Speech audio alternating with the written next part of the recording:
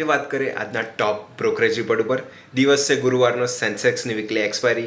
Brokerage ટોપ brokerage report પર તો પહેલો એક્સિસ બેંક, જેમાં જેફરીઝનો રિપોર્ટ છે. એક્યુરેટના રેટિંગ છે. ટાર્ગેટ પ્રાઇસ વધારીને 1750 લાગી રહ્યું છે કે અહીંયાથી પ્રાઇવેટ જે લાર્જ કેપ પ્રાઇવેટ બેન્કો છે ત્યાં પરફોર્મન્સ સારું જોવા મળશે અને જે ક્વાર્ટર વન અપડેટ ખાસ કરીને રિઝલ્ટ આવવાના છે તે સારો ગ્રોથ એક્સિસ બેંકમાં જોવા મળી શકે છે.